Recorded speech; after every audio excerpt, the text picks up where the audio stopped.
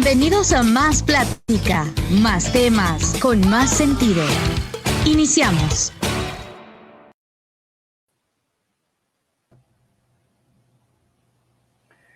Hola, hola, Gustavo Maldonado.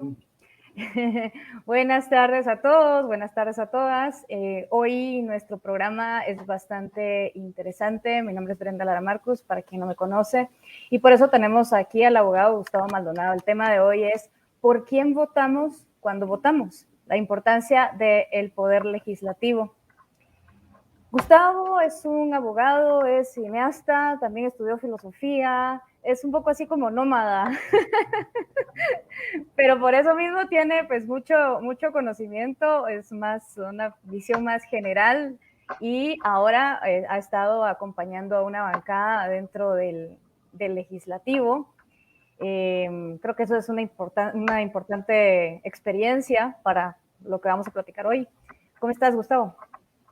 Hola, gracias. Aquí pues bien, agradeciendo la invitación al programa y esperando poder aportar algo de la experiencia adquirida, tanto en el legislativo como en general, ¿verdad? Sí, no, bueno, mira, el tema que nos trae hoy es precisamente por lo que acabamos de vivir, ¿verdad? Este paro cardíaco que nos acaban de dar con esa, podríamos llamarla iniciativa de ley porque al parecer no va a pasar, que se convirtió ya en un decreto 18-2022, pero ya no vamos a platicar propiamente de esto, sino de cosas que como pueblo no nos enseñan, no sabemos, no buscamos. A veces nos cuesta leer, pero entonces es más bonito que alguien nos lo explique, ¿verdad? Un proceso de ley, un proceso de cómo el país se legisla y todo lo que adentro ocurre, ¿verdad? Sobre todo la importancia del poder legislativo en el momento en que decidimos votar, que no tiene, nadie nos menciona y nadie nos dice, mire, en realidad por quien estamos votando no es solamente por una cara, no es por un presidente, ¿verdad? Hay tres poderes en el país, ¿verdad? Bueno, en todos los países, ¿verdad? El poder ejecutivo, legislativo, judicial. El ejecutivo es por el que votamos, aparentemente es por el único que votamos, en realidad votamos por ambos, pero no conocemos a las personas del legislativo, ¿verdad? No conocemos muchas veces a los diputados por los que estamos votando. Y el judicial, pues ya sabemos que ese sí no está en nuestras manos, lamentablemente. Indirectamente sí, pero todavía no enlazamos, ¿verdad? Todavía la población no enlaza la importancia de estos otros dos poderes que no mencionamos, que no se mencionan, ¿verdad? Entonces, al estar tú en una bancada, pues es minoritaria, es de oposición, ¿verdad? ¿Cómo se vive la experiencia adentro? Es decir, con estas máquinas que vimos que aprobaron una ley ridícula. Bueno, antes que nada, sí es importante, me parece importante esta introducción en el sentido de que el sistema en Guatemala, el sistema político es presidencialista, ¿verdad? O sea, existe un presidente, una figura hegemónica que proviene, a mi criterio, de la tradición de los monarcas, ¿verdad? De los reyes. Entonces, cuando se da la separación de los poderes en la modernidad europea, ¿verdad? Porque tenemos que tener claro que también estos sistemas son propios, son esquemas traídos desde Europa, ¿verdad? Implantados en estos continentes, sin mucha pertinencia con la realidad, muchas veces, con las realidades y las necesidades de estos territorios, mucho menos con las formas de organizar de los pueblos originarios de estos territorios. Y de tal cuenta, pues se suele relacionar el poder y el gobierno con una sola figura. O sea, es una visión individualista, si lo queremos ver de esa manera. Y de tal cuenta lo que se promociona es precisamente esa figura. Cuando los poderes, como ya dijimos, son tres, están divididos en tres poderes, y a mi criterio el poder o el organismo con mayor poder es el organismo legislativo. ¿Por qué? Porque el organismo legislativo no solo legisla, sino que también se convierte en un control político, ¿verdad? A la hora de aprobar leyes impulsadas, por ejemplo, por el Ejecutivo, a la hora de elegir magistrados y magistradas del organismo judicial, a la hora de nombrar un representante para la Corte de Constitucionalidad, a la hora de elegir, proponer una terna del listado de candidatos a fiscal general, etcétera, ¿verdad? A la hora de elegir los interpelar ministros. Claro, el juicio político, que es lo, ¿verdad? Las interpelaciones en los juicios políticos, que son una forma de control político a la hora, sobre todo, de aprobar un presupuesto, ¿verdad? Esa es, digamos, la figura, la del juicio político y la del aprobar el presupuesto son las dos figuras fundamentales de la función de control político que ejerce el Congreso. Entonces, el organismo legislativo que está ahí, al que muchas veces, pues, con el que muchas veces nos indignamos, ¿verdad? Con los diputados, tiene una importancia fundamental para mí mayor que la del presidente, que es esta figura, pero es parte de todo estas mentalidades y estas percepciones que se han ido generando con el paso del tiempo, de adorar figuras, ¿verdad? De elevar figuras que a la hora de la hora, pues ya sabemos lo que pasa. Ningún presidente o presidenta va a venir a transformar un país. Es un trabajo de un equipo grande, y especialmente cuando se trata de movimientos, ¿verdad?, que llevan objetivos, propuestas concretas de transformación del Estado. Claro, la verticalidad, ¿no?, que nos caracteriza las sociedades, como decís tú, o sea, herederas de, ¿por qué no decirlo?, una constitución de la Ilustración. Todavía tiene muchos rasgos nuestro sistema de todavía esa época. Y colonial, porque es una constitución que invoca a Dios, ¿verdad? Cuando a partir de la modernidad o de las constituciones modernas, el constitucionalismo en sí, moderno, que nace, digamos, en Inglaterra en 1214, como parte de las luchas, ¿verdad? Como parte de luchas, no es una cuestión de que los monarcas la otorgan en base a las luchas y a la presión social, pero ahí supuestamente tendría que desligarse, ¿verdad?, la creación de los parlamentos. Sin embargo, persiste esa visión en nosotros hasta el día de hoy. Y como bien decís, yo te decía que esta constitución es colonial porque invoca el nombre de Dios en su preámbulo. Y eso es fundamentalmente colonial. Pues se supone que en las constituciones no debería estar calcado eso, porque hablamos de estados laicos, ¿verdad?, donde la religión es permitida, pero son permitidas todas las religiones, y no tiene motivo de ser que se invoque a un Dios específico en el principio de una constitución. Claro, que es parte de lo que es el desastre que estamos viviendo, dando paso a un fundamentalismo que pretende legislar el país, no solo religioso, sino fundamentalista. Es terrible. Pero digamos que ahí es donde viene la idea de platicar sobre este juego de poderes, ¿verdad? La importancia de que haya un poder legislativo equilibrado, ¿verdad? Algo que no hemos entendido, y por lo mismo seguimos sufriendo este tipo de legislación radical, y que es aprobada por mayoría, por supuesto, y que nuestra oposición es demasiado débil y dividida, ¿verdad? Y esa es al estar adentro de la bancada.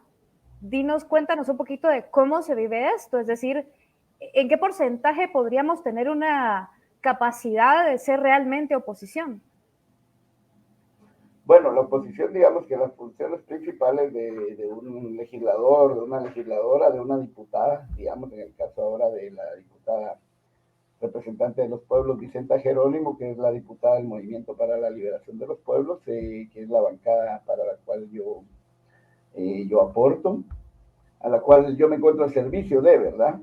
Y tiene la función, claro, legislativa, de ingresar iniciativas de ley, de votar, de decidir en parte, con su voto solamente, de debatir, ¿verdad?, de razonar sus votos en el hemiciclo parlamentario, pero una función que es fundamental, especialmente cuando se es minoría en el Congreso, es la función fiscalizadora. Entonces sí existe la posibilidad de ejercer una oposición de ese tipo.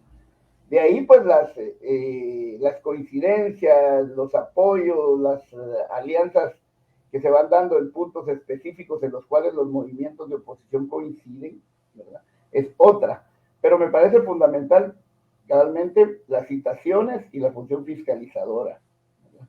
En ese sentido, como Movimiento para la Liberación de los Pueblos, pues, nos hemos dedicado mucho, hemos enfocado mucho nuestro trabajo en esa función, ¿verdad? Dado que como minoría en el Congreso, sabemos que las mafias enquistadas o el pacto de mafias que se encuentra, la alianza mafiosa que se encuentra en el Congreso, votan como una aplanadora por la ley de la iniciativa de ley que propusimos como Movimiento para la Liberación de los Pueblos para la recuperación de los servicios públicos y de los bienes comunes, ¿verdad? Que tuvimos que solicitarla varias veces en la instancia de jefes de bloque que fuera agendada en el orden del día de una sesión plenaria para ser leída, para que empezara su trámite, ¿verdad? El trámite de una iniciativa inicia cuando se presenta a la dirección legislativa. Posteriormente a eso, se debería de dar lectura en la sesión plenaria, o sea, en el hemiciclo parlamentario, en el pleno del Congreso. Posterior, ahí mismo es donde se envía a ciertas comisiones o se pide para que se envíe a algunas comisiones si no fueron tomadas en cuenta. Las comisiones tienen un tiempo determinado para emitir un dictamen, ya sea favorable o desfavorable, y pasa nuevamente al pleno, ¿verdad? A la plenaria. Y pues ahí ya se realizan las lecturas, ¿verdad? Primera lectura, segunda lectura, tercera lectura, lectura por artículo y aprobación y redacción final. Ese es, digamos, dentro del legislativo, las etapas o la línea de tiempo o de pasos que se sigue para la aprobación de una normativa. Posteriormente pasa al Ejecutivo, una vez aprobada por artículos en su tercera lectura, y pasa al Poder Ejecutivo, es decir, al presidente, dicen, ¿verdad? Y el presidente tiene la potestad de sancionarla, es decir, aprobarla o vetarla, es decir, desaprobarla. Y después regresa al Legislativo. Si fue sancionada, es decir, aprobada, esa norma se publica. Al final de cada iniciativa o cada ley aprobada, cada decreto, está lo que es la vacatio legis. La vacatio legis es el periodo de tiempo que dista entre su publicación en el diario oficial y su entrada en vigencia. La mayoría dicen son 8 días, ¿verdad? Sin embargo, hay leyes específicas que cobran vigencia 6 meses después de su publicación, 1 año después de su publicación, 1 mes después de su publicación, 2 semanas después de su publicación, ¿verdad? Esa es la vacatio legis, desde que se publica hasta que entre en vigencia. Si el presidente la veta, y cuando regresa al Congreso, el Congreso discute el veto y tiene la potestad, esto se llama la primacía legislativa, ¿verdad? Tiene la potestad de, incluso habiendo sido vetada por el presidente, poderla publicar, promulgar, ¿verdad? O sea, publicar y que entre en vigencia. Pero para esto se requiere una mayoría calificada, o sea, más de las 2/3 partes de los diputados en el Congreso. ¿De los diputados existentes o los diputados presentes en el momento de la aprobación? No, de los diputados existentes. Ah, perfecto. O sea, de los 160 diputados. Ah, perfecto. Ya, bien. Esto es una buena explicación. A veces al leerlo muchas personas no le prestan atención realmente o cuesta entenderlo un poco, ¿verdad? O sea, pasa que esta educación nos la deberían de dar en los colegios, en las escuelas, y no pasa, muy pocos lo hacen. Al final hay una libertad de cátedra que pues no favorece mucho, precisamente porque los mismos maestros no comprenden estos procesos y pues tampoco los organismos se empeñan mucho, ni los ministerios, en formar a las personas, y esto es educación cívica, ¿no? Así que gracias por esa explicación. Entonces, digamos, 2/3 partes, estás hablando de que con una tercera parte del Congreso que tuviéramos de oposición, podemos tener un equilibrio bonito para, pues ya hacer estas luchas dentro del, poquito más, ¿no? Unas, ¿qué? 2/4 partes. Ahí, bueno, la mitad, obviamente. La mitad ya sería como el lo ideal, pero eso no va a pasar en mucho tiempo si no tomamos la conciencia necesaria, y es precisamente eso lo que queremos platicar. La cuestión, ahora vamos a la cuestión, ya hablando en un año preelectoral, de si no hay una legislación que obligue a los partidos políticos a dar a conocer o que hay alguna comprobación real de que las comunidades, los pueblos, los departamentos y la ciudad capital, ¿por qué no?, conozcan a los diputados que les representan.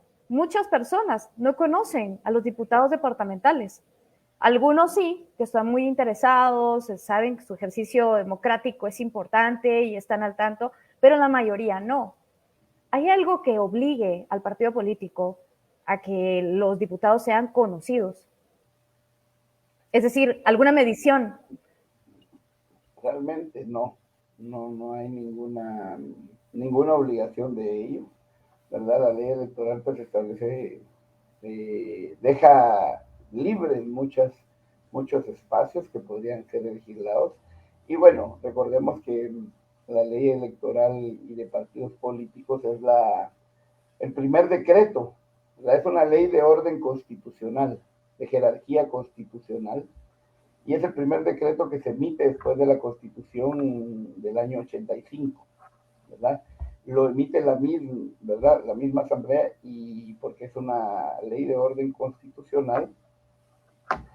Y recordemos que quienes emitieron, quienes diseñaron este Estado, quienes redactaron esa Constitución, siempre han sido operadores de los grandes poderes y de las mafias, del poder económico, empresarial, estas mafias políticas que se enquistaron en el Estado, digamos, después de esta transición a la democracia, que, bueno, sabemos que no ha sido tal, pero después de las dictaduras militares, ¿verdad? Entonces estos operadores, que muchos de ellos, incluso hay algunos de ellos que están en el Congreso, son estos dinosaurios que andan por ahí, pero que han diseñado las políticas en los últimos años las más conservadoras, ¿verdad? Dado el cierre de toda la institucionalidad de la paz, que ahí tuvieron que ver algunos diputados de esos que llamaría yo dinosaurios, ¿verdad? Entonces, ellos le dieron primacía, por ejemplo, o prioridad, le dieron una gran libertad al financiamiento privado, que a mi criterio es algo que se debería eliminar del todo. Hay todo un esquema diseñado en la ley electoral, ¿verdad?, para el caciquismo, para que los partidos tengan propietarios, ¿verdad?, para que las mafias puedan financiar campañas, las mafias empresariales, hoy dígase CACIF, ¿verdad?, y los grandes empresariados de los dueños de los monopolios, puedan financiar campañas y después cobrar los favores políticos con los negocios del Estado, ¿verdad?, que se les otorguen los negocios del Estado, y esa ha sido la historia de los últimos 37 años, desde el 85, y no digamos para la era atrás, democrática. En la era democrática, otra vez. Exacto. Democrática. Sí, bueno, igual vemos que hay no tan dinosaurios, vemos son alejos, pero ya desde chiquitos vienen contaminaditos, ¿verdad? Ya. Exacto. Sí. Sí, ellos traen ese... Dime. Ajá. Sí, no, traen esa idea de perpetuar este sistema que no es propio, bueno, es semi-legal, digámoslo así, porque incluso la redacción de las leyes es tan ambigua, ¿verdad? Y es por eso, me imagino yo, que cuando se logró llevar a un estrado, creo yo, no me acuerdo si fue realmente algo como juicio ¿cómo se llamaba esta organización de gente joven con donde estaba Arenas? MCN, Movimiento Cívico Ellos. Nacional. Los chiquitos estos, los chavitos estos, digamos chavitos, ¿verdad? Que se enfrentaron al final a un juez para hablar sobre este patrocinio, digamos, de partidos políticos y todo esto. Y al final ellos salieron impunes, ¿verdad? O sea, al final, como decís tú, la ley electoral no tiene sanciones reales para esto o pueden ser manipuladas. O sea, al final, como decís tú, todo el sistema está hecho para que ellos puedan hacer lo que quieran, ir y venir con las leyes a como les dé la gana. Realmente a veces da pena ver la redacción de las leyes. Para empezar, ni siquiera tienen todos los elementos necesarios, no hay descripción, no hay definiciones exactas, son ambiguas o no las ponen, ¿verdad? Entonces, yo creo que ahí es una de las fallas de la redacción de las leyes, ¿no? Cuando no se sabe, cuando se refieren a un término específico durante toda la ley, pero nunca se determina, nunca se explica a qué se refiere exactamente. Hay muchas definiciones para una palabra, ¿verdad? ¿En qué sentido? Sí, claro. y, Hay muchas. Sí. Y por ejemplo, algo que como comunicadora siempre me pregunté, dije, ¿por qué no se hace así? Y esa es la intención, de que tampoco hay una obligación de dar a conocer la ley que se está presentando, la iniciativa de ley, al pueblo, ¿no? De una manera masiva. Eso tampoco está legislado, tampoco está obligado y nadie lo hace. Y es precisamente por eso que pasamos de largo, ¿verdad? El pueblo pasa de largo de un montón de iniciativas de ley. A veces ni nos enteramos, ¿verdad? Porque tampoco es que todo el mundo con la carga de trabajo diaria, el ir y venir, el tráfico que nos tiene, que yo creo que eso es parte del plan, que todo el mundo esté preocupado por el tráfico y otras cositas, no tenemos esa capacidad, no nos alcanza el tiempo siquiera para ir a enterarnos de qué está pasando en el legislativo, ¿verdad? Yo creo que esa parte de comunicación también está fallando, ¿no? En cuanto a que se tiene que legislar. Claro, pues sí, debería de ser de divulgación general y pues sí se establece que sea publicada en el diario oficial, ¿verdad? Pero el diario oficial es de una circulación muy pobre. Pero Ajá, sí, te establece que sea publicada posterior a una aprobación, es decir, no como claro. una iniciativa, o sea, que la gente se dé cuenta y que venga y pueda ejercer su derecho democrático de la manera que pueda, una manifestación, ahora pues las redes sociales, lo que sea, la presión pública que pueda ejercerse antes de que sea aprobada, ya después es más difícil, pero esa parte no se toma en cuenta tampoco, ¿no? Y es ahí donde a la gente, a las personas no les da, no encuentran la importancia del organismo legislativo, ¿no? Ya cuando se dan cuenta o llegan a hacer un trámite, mire, pero es que la ley ahora dice tal cosa, ay, en serio, ni en cuenta, ¿va? Hay cosas que, como no son trámites diarios, no son cosas que nos pasen cotidianamente, entonces no nos enteramos, ¿no? Sí, y como digo, y cuando se publica ya la ley aprobada, o sea, de la forma en que fue aprobada, pues se publica en el diario oficial y eso no tiene mayor circulación ni las personas no están enteradas. Debería haber todo un sistema de información pública, por ejemplo, ¿verdad? Que de hecho, pues ahí está la radio, está el diario Centroamérica, pues por ahí hay cosas que podrían utilizarse por eso, las radios, ¿verdad? Porque también está la Faro, y etcétera. Sin embargo, pues eso sabemos que no funciona y que hay algo de conveniencia, como bien decías, en ello, ¿verdad? Para las mafias enquistadas en el poder. Sí, realmente, en parte, bueno, yo siempre he pensado que, bueno, todo tiene una relación. Los periodistas de hoy tampoco se interesan en eso. Ellos mismos no le dan la importancia necesaria. Estar, digamos, con una fuente asignada, en este caso el legislativo, o el mismo editor de una prensa o de un noticiero en la radio o en la televisión, le resta importancia y quita la noticia, alguna propuesta sobre una iniciativa de ley que dice, no, eso no es iniciativa de ley, vamos con coyuntura, ¿no? Algo como que más escandaloso, ¿no? Lo que vende, lo que siempre hemos dicho, la manipulación, la llevadera de los temas.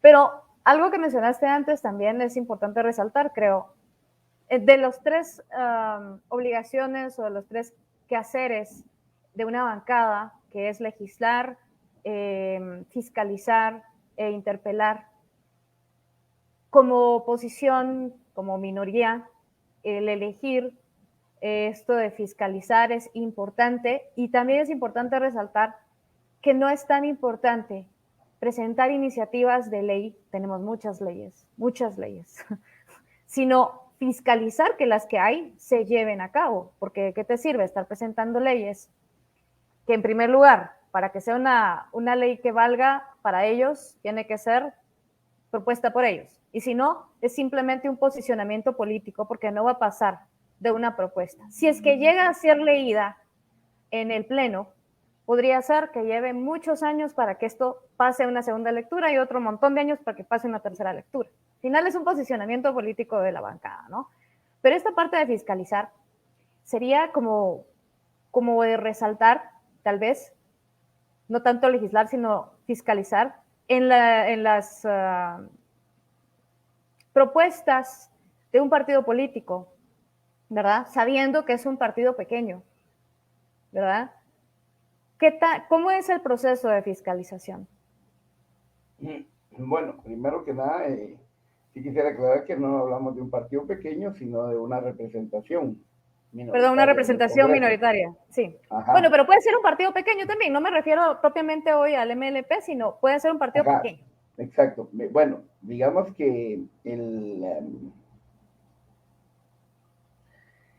trabajo de fiscalizar, ¿verdad?, se da por medio del juicio político en su máxima expresión, o sea, la interpelación, y se da por medio de las citaciones a la bancada, ¿verdad? Nosotros hemos implementado, en la mayoría de casos, según lo hemos visto la tradición y hasta el momento, no digo ni siquiera la mayoría, sino casi todos los diputados y diputadas, lo que hacen es citar a los funcionarios, estar ellos con ellos, eventualmente invitar a una o dos personas, algún experto, alguna otra institución, y hacer el show, ¿verdad?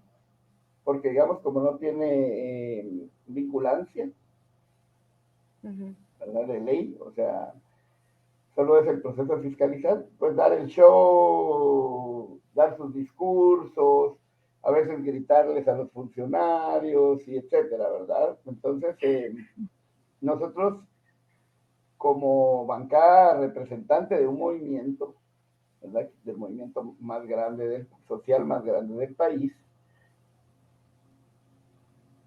hemos implementado otra metodología. Nuestra metodología consiste en las giras, digamos, las necesidades del movimiento y de las comunidades en el país, irlas recogiendo en las giras y por medio de las personas también que están en los territorios del país, ir recogiendo esas necesidades y esas exigencias, ¿verdad?, esas problemáticas para poder citar, pero con la presencia de las comunidades. Entonces ya no se trata de un show de una diputada, ¿verdad?, o de una bancada, sino que se trata de que las comunidades, de un papel mediador entre las comunidades y sus necesidades sentidas, sus problemáticas, y los funcionarios que deberían de dar resolución y respuesta a esas problemáticas. Entonces, hemos venido implementando en los últimos años, o sea, en estos años, esa metodología que nos parece más adecuada a la realidad de este país y también al movimiento y a la lógica de los movimientos del cual nosotros provenimos. Claro, es la forma de trabajo propiamente del MLP, claro. Sí, como decís, esos shows al final son a veces lo que llama la atención de los medios. Sin embargo, cuando llega al lector o al radioescucha o al televidente, igual es súper tergiversado, empiezan con un titular alarmista o un titular que a veces ni tiene nada que ver con la nota. Esta cuestión de la poca atención en la que te dan toda una información en 3 párrafos de 4 líneas cada uno es ridícula realmente. O sea, el legislativo pierde poder cada vez más también en manos de los medios de comunicación que se supone que tienen una función social, en este caso una función política. Es el cuarto poder, podríamos decirlo, así se le catalogó en un tiempo, y que también pienso que desde el legislativo también se debería presionar un poco, aunque no sea oficial que sea un cuarto poder, lo es, ¿verdad? Tal vez pensar en legislar un poco más en favor de la comunicación para que llegue al pueblo el trabajo que se realiza, ya sea bueno o malo, porque también un periodista podría ser capaz de juzgar justamente eso. Bueno, esta es una interpelación, pero es un show, ¿a dónde va a llegar? ¿Right? Pero todo ese movimiento no se da. Es triste y por eso regreso al punto. Se resta importancia al voto para el legislativo, ¿verdad? Es decir, no se toma ni en cuenta que al momento que vas a una urna, estás votando también por esos diputados y que obviamente no se te presenta una cartilla o una boleta con las caras y los nombres de los diputados que te van a representar. Ni idea. La gente no sabe cuándo llega a la urna, ¿verdad? Digamos que en una democracia representativa, ¿verdad? Ese es el tipo de elección, pero especialmente en estos países, ¿verdad? En estos países no interesa que se conozca a las personas que van, ¿verdad? Porque realmente la mayoría son de relleno y van a ir a votar por lo que les ordenen, no diputados con criterio o diputadas con criterio, sino personas que van bajo una línea, un esquema ya mafioso, digámoslo de esa manera, es la manera en que me gusta llamarlo, porque es lo que realmente es. Y van a ir a votar en favor de esto para recibir incluso pues pagos en efectivo, pues en esos casos hay muchos ya registrados y hay algunos en procesos judiciales, ¿verdad? Entonces, pues no se interesa. Yo me recuerdo que cuando una de las veces que fui a Cuba, casualmente había una elección y en los repartos, es decir, en las colonias, en el barrio, en los edificios, o en las paredes estaban pegadas los candidatos y explicaba quiénes eran, por sus fotos y esto, y es el de aquí de la esquina y el de allá, que ya sabes quién es, y es esto ha hecho, y es esto, ¿verdad? Entonces ahí es de una democracia diferente, ¿verdad? Otro tipo de democracia, por más que quieran tachar de dictadura, etcétera, pero pues y que tendrá pues sus ventajas y sus desventajas en el sistema, pero es mucho más claro en ese sentido. Claro, bueno, nosotros digamos que como comunidades, como pueblo, lo podríamos hacer. Realmente si hubiera, pero necesitamos dinero, es decir, las organizaciones no siempre pueden hacerlo así de dedicar su tiempo, o me refiero a organizaciones de barrio, ¿verdad? No estoy hablando de una organización ya reconocida, sino, por ejemplo, que hubiese una organización de barrio justamente electoral y que se diera la tarea de dar a conocer en la comunidad, en el barrio, quién le va a representar. Eso es un trabajo de pueblo, ¿verdad? Que si no entendemos la importancia de la legislación, menos vamos a todavía tomar la importancia de dar a conocer a estas personas que nos legislan, ¿verdad? Pero sí podría ser algo, un proceso que tampoco está prohibido en la ley, tanto no está legislado que se tenga que hacer como que no se puede hacer, ¿verdad? Entonces, exacto, sería como bien importante pensar en eso. Tal vez en este año podamos ir dándonos cuenta de que debemos hacer cambios como pueblos si queremos evitar estos relajos por los que no tendríamos que pasar si tuviéramos toda esta información a la mano o si nosotros mismos nos la proporcionamos unos a otros, ¿no? Y ahí, ahora voy a la siguiente pregunta. Es bien importante esta cuestión organización civil, ¿verdad?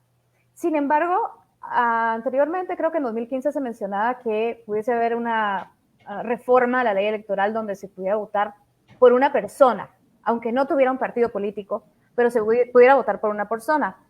Yo, por ejemplo, le veo dos lados. Uno, que no es una persona por la que se votaría, es contradictorio, ¿no? Sino por un grupo de gente, un partido político que supuestamente tiene directrices, tiene intenciones. Vimos que esto no funciona. Tal vez desde el lado de una persona que tenga más representación dentro del mismo municipio, ¿verdad? Pudiera ser interesante lograr una reforma que le permitiera a esta persona, sin partido, pero con apoyo de la comunidad, poder representarlos, ¿no? Lo que sí es que no sé... Ajá. No sé si... Yo creo que sí, la cantidad de diputados que existe podría dar para esto, ¿verdad? Porque la cantidad de diputados cuadriplica, quintuplica el número de departamentos que existen. A mí me parece importante, por ejemplo, dos cosas. Podrían ir en dos sentidos las reformas. En un sentido, que se permitieran los partidos departamentales y regionales, porque ahí hay mayor conocimiento de las personas, o permitir que los comités cívicos postulasen candidatas y candidatos a diputados, ¿verdad? Sin que hubiera una figura presidencial, a eso te refieres. Exactamente. ¿verdad? Claro, los partidos políticos pueden nominar, pueden postular sin que haya una figura presidencial. Sin embargo, si se permite que los partidos sean regionales, departamentales, se rompe también con cierto caciquismo tan verticalista, ¿verdad? Se descentraliza un poco la cuestión. Van a sentir sus caciques ahí mismos, puede que existan, pero se va rompiendo eso, ¿verdad? Esas reformas regresivas que quitaron la responsabilidad a los secretarios generales de los partidos, por ejemplo, se deben a eso, a que muchos de los secretarios generales son los dueños de los dueñas de los partidos políticos, ¿verdad? Y tenemos varios casos que a la vista. Y pues hay muchas cosas que dialogar respecto a unas reformas a la ley electoral. Claro que como movimiento, pues unas reformas así las vemos bien, sin embargo ya reformar el Estado en otros sentidos o estar parchando este tipo de Estado, pensamos que ya es insuficiente y que es insuficiente sobre todo porque no responde, nunca ha respondido a las realidades y a las necesidades latentes en este país, en sus territorios y en las diferentes regiones y de los diferentes pueblos y personas y grupos. Pensamos que más allá de eso debemos llegar a un proceso constituyente, ¿verdad? Para construir un nuevo Estado. Y un Estado en cuya constitución, en cuyo diseño participen la mayoría de los pueblos, los diferentes grupos oprimidos, empobrecidos a lo largo de la historia por los grupos mafiosos, ¿verdad? Para que ese Estado nuevo que surja tenga un carácter popular, o sea, que pertenezca al pueblo, a los pueblos, ¿verdad? Que no sea dirigido por élites mafiosas, como es ahora, ¿verdad? Como las élites empresariales del CACIF, como las élites políticas mafiosas, como las cúpulas militares mafiosas, como las cúpulas religiosas mafiosas, ¿verdad? Sino de carácter popular y sobre todo plurinacional, porque aquí existen diversos pueblos que pueden ser identificados regionalmente y por muchas características. Entonces, por eso decimos que no, el afán de tener una sola nación, como que realmente solo hubiera una identidad, ¿verdad? Un único o única guatemalteca, no responde y no va a responder a esa realidad. Claro, sin embargo, puede ser que por lo menos esta ley electoral pudiera abrir un poco más las puertas para el fortalecimiento de esta democracia comunitaria, que aunque ya tiene una buena organización por parte de ustedes, muy buena y cada vez se fortalece más, esta representación comunitaria, esta representación regional sería también muy interesante, creo que daría bastante fuerza. E incluso a nosotros en la capital no tendríamos realmente ni por qué enterarnos realmente, ¿verdad? ¿Quién fue elegido en la región X, ¿verdad? Porque no nos va realmente a aportar nada a nosotros. Es decir, en una decisión general, sí, una ley, ¿verdad? Que sí nos abarque todo. Sin embargo, esta parte de fiscalización que tú mencionas, que debería ser la más importante, tomando en cuenta que hay bancas minoritarias, esta parte es primordial para ellos, debería ser primordial para ellos, ¿no? Sin embargo, ellos, ¿verdad? Tampoco es que no van a votar por una ley para el país, claro que no, pero ahí sí ya se toma en cuenta que somos un país, ¿verdad? En la parte legal, en la parte cultural es distinto. Y esas son las cuestiones o la diversidad que no quiere entender la legislación y la población a base de mucha manipulación mediática también, ¿verdad? O sea, las diferencias se notan y no tienen jerarquías en realidad, sino es una horizontalidad. Hay diferencias, pero en horizontalidad. Ellos toman esta horizontalidad como de que todos somos iguales, ¿verdad? Es distinto. Y es distinto. Y una de las pruebas, digamos, de lo que decía que el Estado y las normativas no responden a la realidad, es esta iniciativa 5272 que se convirtió en el decreto 18-2022, que trata de imponer un modelo de familia, por ejemplo, ¿verdad? Ajá. Yo por mucho tiempo vivía con mis hijas, después con mi hija y mi hijo, ¿verdad? Solo los tres y éramos la familia, ¿verdad? Y Entonces nosotros nos encuadraríamos en ese modelo de familia que ellos proponen, por ejemplo. Entonces siempre están queriendo que las leyes determinen la realidad cuando realmente debería ser la realidad y las necesidades de un país, ¿verdad? Y de sus territorios y regiones diferentes, las que, ¿verdad? De las cuales emane la legislación para facilitar, para favorecer, no para entorpecer, que es lo que quería esta normativa, digamos, ¿verdad? O sea, negar realidades existentes y entorpecer procesos de desarrollo, de evolución social, digámoslo de esa manera. Sí, es bien triste, ¿no? Alguien mencionaba, por ejemplo, en una red social, es que eso solo es para la legalidad. Obvio que sí, pero a partir de ahí se rige el movimiento de un país, o sea, la cultura, por más que querramos, o digamos ese reconocimiento de la familia desde la cotidianidad, entra a luchar ya en una realidad con la legalidad y al final, ¿qué vence? La legalidad, obviamente, ¿verdad? Las campañas que se hagan desde los poderes, desde los gobernantes, vienen a establecer y poco a poco a dictar qué es la familia. Estamos hablando solo de un ejemplo que mencionaste, ¿no? Porque esa ley estaba espantosa desde la primera letra hasta la última. Terrible.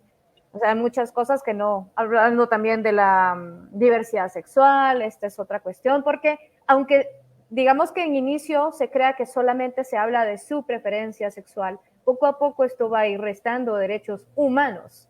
¿Verdad? Exacto.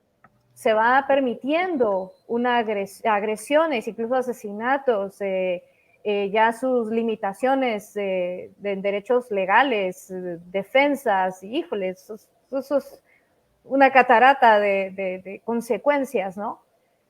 Que no se entienden, que las personas no entienden, y es a donde voy, a la hora de que los medios de comunicación tampoco tienen una explicación real de todo esto, todas estas consecuencias que vienen desde hace muchísimos años y estamos viviendo una catarata de consecuencias con este tipo de leyes, por ejemplo, ¿no? Ajá. Y sí, me parece importante hacer énfasis en esto, pues, que no responde, no solo no responde a la realidad, sino que la quiere volver más paupérrima.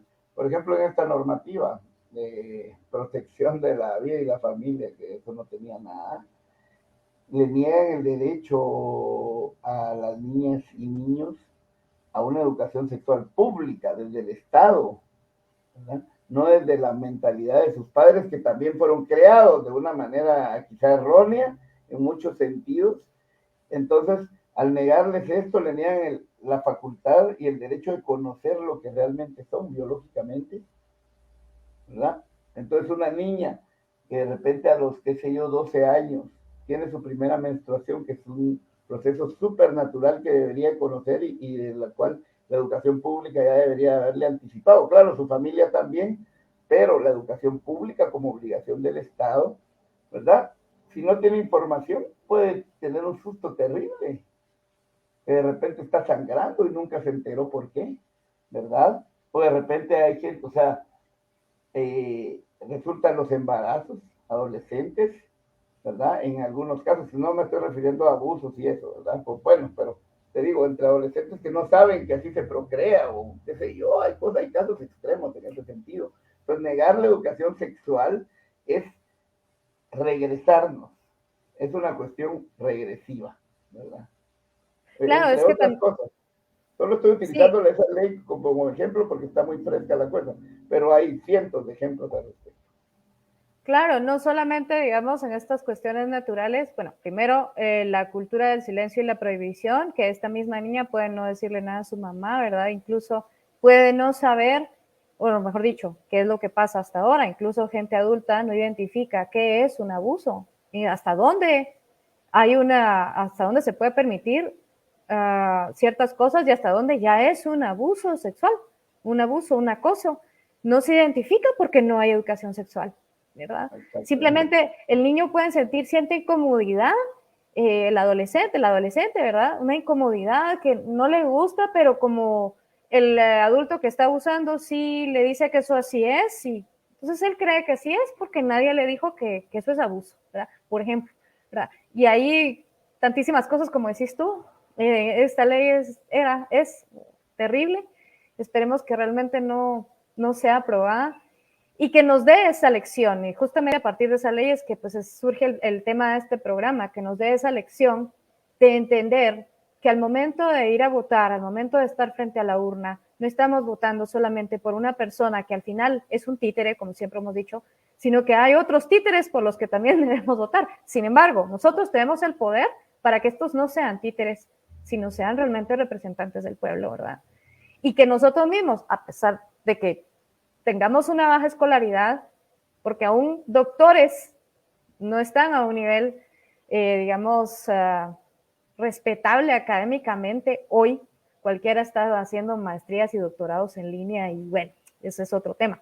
Pero aún estas personas carecen de mucha formación cívica, no digamos personas que no logran llegar a la escuela. Pero sí podemos entender que la organización cívica, la organización ciudadana es importante. Y darnos a nosotros los elementos de comunicación para conocer a estas personas. ¿Qué podrías tú recomendar, habiendo caminado mucho en comunidades que no tienen derecho, digamos, de alguna manera, ¿verdad?, a la educación? Y no me refiero a que no tengan el derecho, es que no tienen una escuela, por ejemplo, ¿verdad? ¿Cómo lograr que estas personas obtengan información y se ayuden entre sí mismas? Como decía yo, pues debería existir desde hace mucho tiempo un sistema de información pública, por ejemplo. La otra sería por medio de la educación pública, pero los pensum sabemos cómo están diseñados, ¿verdad?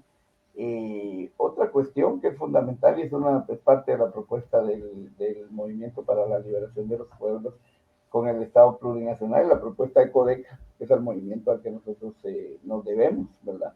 Su instrumento político es el MLP. La propuesta contempla la regionalización, ¿verdad? Las autonomías regionales de los pueblos. Y eso es una cuestión fundamental, porque teniendo una autonomía regional fortalecida dentro de un Estado plurinacional, ahí circula mejor la información es más pertinente, tiene pertinencia cultural, está más involucrada en la realidad, responde más a esas realidades y a las necesidades de cada específica región y lugar, ¿verdad? Y localidad y comunidad. Entonces es más fácil desde una región llegar a las comunidades que desde este territorio, que las comunidades son como los últimos, digamos, las puntas del nervio hasta allá y que muchas veces, la mayoría, no llega ni la información, ni la educación, ni existe el Estado en esas comunidades. Exacto. Sí, estos temas me gustaría tocarlos un poco más a profundidad más adelante, ya cuando estemos en un proceso electoral propiamente y ya conocer bien las propuestas del MLP, así como algunos otros partidos, justamente para darle peso y un poco más de acercamiento a las personas que puedan ver este programa, que por el momento no son muchas, pero igual esto va quedando archivado, ¿no? Y poder ayudar en este sentido justamente a incentivar, a buscar la información y como también una obligación ciudadana, ¿no? Y que también hayamos nosotros mismos, así que el pueblo, ¿verdad? Tenemos ahora una herramienta que es las redes sociales. Y cualquiera puede venir y hacer una transmisión, entrevistar y dar a conocer, ¿verdad? Entre las mismas comunidades se puede hacer también, ¿verdad? Proponer a sus propias personas. O sea, todo ese proceso que ustedes están acostumbrados a hacer, que es muy bueno, es genial. Y que pues de repente pueda tomarse en cuenta también en ese programa de gobierno, lograr que se legisle la comunicación legislativa, ¿verdad? Pienso, es una propuesta interesante y creo que, como decís tú, debería existir, ¿verdad? Un sistema de información pública que se supone que existe, porque incluso hay una obligación de que la información sea trasladada a varios idiomas indígenas, que debería ser a los 23, pero solo mencionan 4 o 5. Pero está bien, digamos. Contrario a eso, lo que hacen es bloquear las radios comunitarias que tratan de hacer llegar esta información, ¿verdad? Creo que debería haber una revisión de esta ley y poder hacer un planteamiento también ahí. Creo que la comunicación es muy importante. ¿verdad? Para que pudiera tomarse en cuenta. Hay que tomar, solo como último, me gustaría decir que es importante decir que también los medios de comunicación y la educación están en manos de las mafias empresariales. Todo responde a esa lógica de las mafias empresariales, de acumulación de riqueza y propiedad por parte de este grupo. Solamente. ¿Bien? Claro, ¿no? Ahí el proceso claval, digamos, de los medios de comunicación. Yo trabajé en medios de comunicación. Al final, quien rige es uno solo, es este mexicano, Ángel González, aunque pareciera que son grupos de diferentes familias, y lo son, pero en realidad quien rige. Hay una reunión que se realiza, por ejemplo, al nivel radio. No, digamos, bueno, televisión tal vez no tanto porque ellos son el monopolio prácticamente, ¿no? Es una televisión abierta, pero en cuestión de radios sí hay una directriz que viene de ahí y o la respetan o ellos mismos empiezan a entorpecer el auspicio o el patrocinio de estas radios. Y ellos prefieren ceder y no perder sus milloncitos, porque también ese es otro tema que hay que hablar, ¿verdad? Que lo mal que pagan,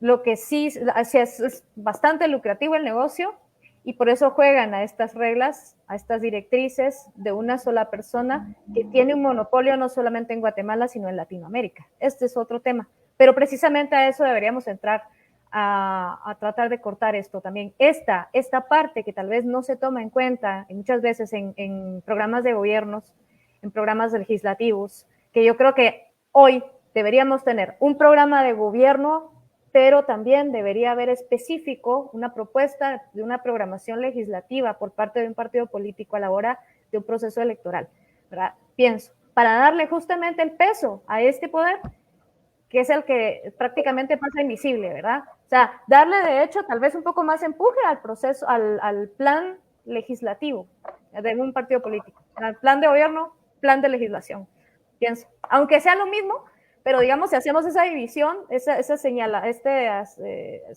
señalamiento, digamos, a la parte legislativa, podría incluso fluir más, pienso, tal vez, ¿verdad? Pero bueno, ahí ya arreglamos el mundo. Ya arreglamos el mundo en una hora con Gustavo Maldonado, a quien pues agradezco mucho, tengo muchos años de conocerlo. Realmente te conocí por la parte del cine, ¿te acordás? Creo que fue en Casa Roja, cuando se hacía proyecciones de películas, más para cuates, ¿no? Para un grupo de cuates, y poco a poco, pues ya mira ahora dónde hemos llegado. Hoy yo ya pasé también por la bancada del MLP, ahora estás tú, y pues mira, todo esto que hemos hecho tiene que ver con ese empuje y ese aporte que podamos dar al país. Y qué bueno que existe este instrumento, porque es importante. Donde nos encontramos y se pueden encontrar muchos más. La idea es que crean en eso, ¿no? Y que vayamos remarcando la importancia. Un último mensaje tú para este año preelectoral. ¿Cómo hacemos para empujar a la gente, incentivarla a que busque esta información? Bueno, primero que nada es importante generar organización social. En base en que se van generando, digamos, en las comunidades, en el caso de lo urbano, en los barrios, en las colonias, en lo rural, en las aldeas. Todo eso, la información por medio de las organizaciones va fluyendo. ¿Verdad? Entonces, las personas pueden estar más informadas estando organizadas que no estándolo. ¿Verdad? Eso me parece fundamental. ¿Para qué la organización? Porque como decía, el Estado que tenemos, este Estado no da para más y está demostrado y volvemos a verlo y volvemos a verlo y volvemos a verlo. Como se tiene esa idea de que un presidente, pues una persona puede venir a cambiar las cosas, pues se vuelve a incurrir en eso, ¿verdad? Pero no es eso. Tienen que ser movimientos sociales amplios, ¿verdad? Que puedan tomar las instituciones del poder y legislar y trabajar en beneficio de la población, ¿verdad? E ir construyendo otro nuevo Estado, diseñar un nuevo Estado con la participación de los diferentes sectores, grupos y pueblos, ¿verdad? Para que se vean reflejadas esas necesidades, esas realidades, ¿verdad? Que han sido negadas. Entonces es importante la organización, hasta por eso decía, hasta para informarnos, para acceder a esa información, es importante acercarnos a las personas organizadas, organizarnos para tener un flujo constante de información y de esa cuenta no solo emitir un voto más razonado, ¿verdad? Que pueda fortalecer, por ejemplo, a grupos de oposición en el legislativo, generar bancadas fuertes, sino impulsar otro tipo de procesos, una vez también se hayan alcanzado posiciones. Una vez las posiciones se tengan, también la población organizada debe de empujar y acompañar esos procesos para realmente hacer una transformación. Y ese sería el mensaje, y agradezco mucho, Brenda, por la invitación, y estamos a la orden siempre, tanto en la bancada como en lo personal, para poder aportar. Gracias a ti. Sí, seguro más adelante de repente invitamos a la diputada Vicenta Jerónimo, ya para que nos acerque un poco más a que hablemos propiamente del movimiento. ¿Verdad? Gracias a ti y gracias también a la organización política que pues te dio también paso a poder aportarnos hoy aquí en Más Plática. Un saludo a todos, un abrazote, te quiero mucho y gracias. A ti, bye.